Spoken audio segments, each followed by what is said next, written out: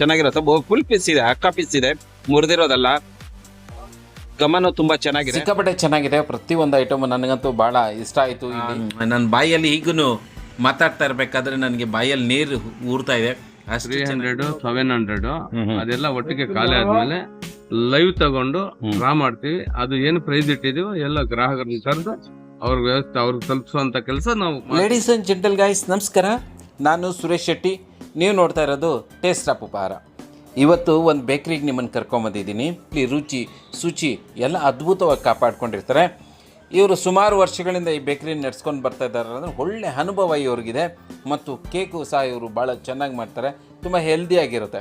ಆದ್ದರಿಂದ ಶ್ರೀನಿವಾಸಪುರ ಚಿಂತಾಮಣಿ ರೋಡಲ್ಲಿ ಮೂರಂಡಳ್ಳಿ ಅಂತ ಕ್ರಾಸ್ ಬರುತ್ತೆ. ಆ ಕ್ರಾಸಲ್ಲಿ ನ್ಯೂ ಮಯೂರ ಅಂತ ಒಂದು ಬೇಕ್ರಿನ ಓಪನ್ ಮಾಡಿದ್ದಾರೆ.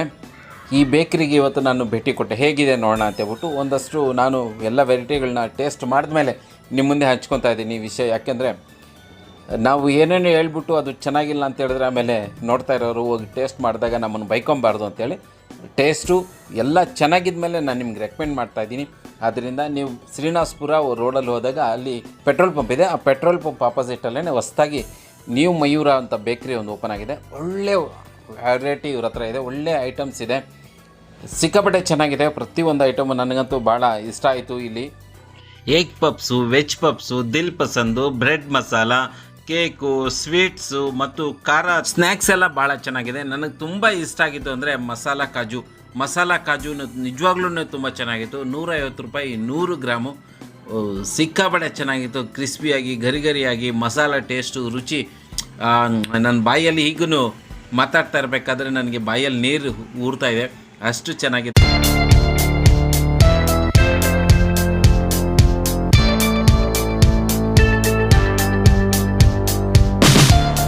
ಇವರು ಹಳ್ಳಿಯವರು. ನಮಸ್ಕಾರ. ಏನ್ ನಿಮ್ಮ ಹೆಸರು? ರಂಗರಾಜ್. ಎಷ್ಟು ದಿನದಿಂದ ಈ ಬೇಕರಿಯಲ್ಲಿ ನೀವು ಓಪನ್ ಆದಾಗಿಂದ ಬರ್ತಾನೆ ಇದ್ದೀರಾ? ಇವತ್ತು ನಿಮ್ಗೆ ಲೋಕೇಶ್ ಅವರು ಬೇಕರಿಯ ಮಾಲೀಕರು ಟೋಕನ್ ಕೊಡ್ತಾ ಇದ್ದಾರೆ, 300 ರೂಪಾಯಿ ಟೋಕನ್ನು.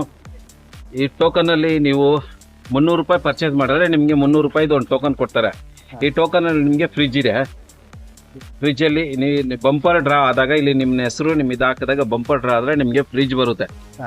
ಸರಿನಾ? ಫೋನ್ ಮಾಡಿ ಕರಿತೀವಿ. ಫೋನ್ ಮಾಡಿ ಕರೀತಾರೆ, ಫೋನ್ ನಂಬರ್ ಬರ್ಸ್ಕೊಂಡಿರ್ತಾರೆ. ಇವಾಗ ಇವ್ರಿಗೆ ಈ ಬಂಪರ್ ಡ್ರಾ ಲಾಟ್ರಿ ಇದು ಟೋಕನ್ ಸಿಕ್ಕಿದೆ. ಲೋಕೇಶ್ ಅವರೇ, ನಿಮ್ಮ ಅಡ್ರೆಸ್ ನಿಮ್ದೆಲ್ಲ ಬರ್ಕೊಡ್ಬೇಕು. ಇವಾಗ 150 ರೂಪಾಯಿ. ಇಲ್ಲಿ ನನಗೆ ತುಂಬಾ ವಿಶೇಷ ಅನ್ಸಿದ್ದು ಗೋಡಂಬಿ, ಮಸಾಲ ಗೋಡಂಬಿ ಬಹಳ ಚೆನ್ನಾಗಿ ತುಂಬಾ ಚೆನ್ನಾಗಿರುತ್ತೆ. ಫುಲ್ ಪೀಸ್ ಇದೆ, ಅಕ್ಕ ಪೀಸ್ ಇದೆ, ಮುರಿದಿರೋದಲ್ಲ. ಗಮನ ತುಂಬಾ ಚೆನ್ನಾಗಿದೆ. ಇದು ತಿನ್ನು ನೋಡ್ತೀನಿ ಹೆಂಗಿದೆ ಟೇಸ್ಟ್ ಅಂತ.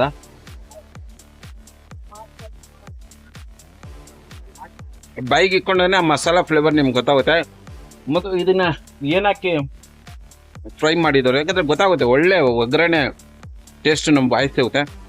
ಬೀಜ ಬಾಯಿಗೆ ಕಲ್ಲುಗಳಿಗೆ ಕರುಮ್ ಅಂತ ತುಂಬ ಸೊಗಸಾದ ಟೇಸ್ಟು, ತುಂಬ ಫ್ರೆಶ್ ಆಗಿ ಅನ್ನಿಸ್ತಾರೆ. ತಿಂತಾ ಇದ್ದಾಗ ನಮ್ಗೆ ಅನ್ಸುತ್ತೆ ಫ್ರೆಶ್ ಆಗಿದೆ ಅಂತ.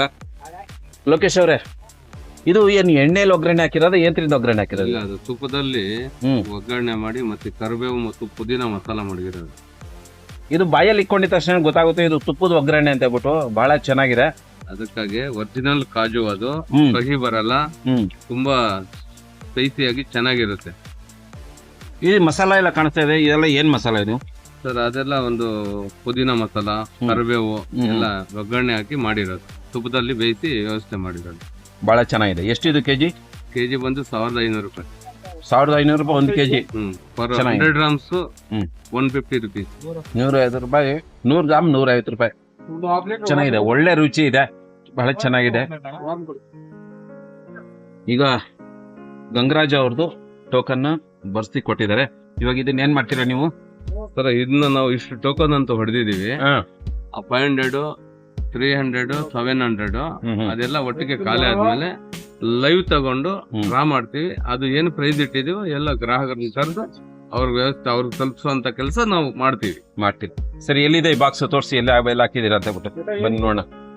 ನೋಡಪ್ಪ, ನಿನ್ ಮುಂದೆನೆ ಈ ಬಾಕ್ಸ್ಗೆ ಹಾಕ್ತಾ ಇದಾರೆ ಅವರು.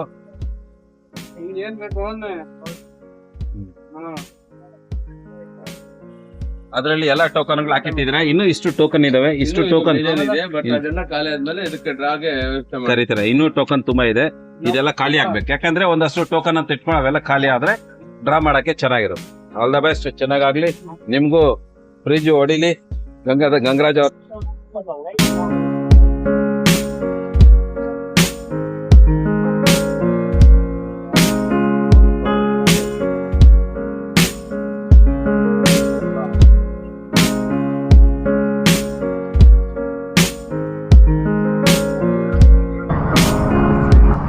ಪಪ್ಸು ಮಳೆಯಲ್ಲಿ ನೆಂದೋಗ್ಬಿಟ್ಟು ನಡುಕ್ತಾ ಇದ್ದೀನಿ, ಮತ್ತೆ ಬಿಸಿ ತಿನ್ಬೇಕು ಅಂತ ಹೇಳ್ಬಿಟ್ಟು ಪಪ್ಸ್ ತಗೊಂಡಿದ್ದೀನಿ.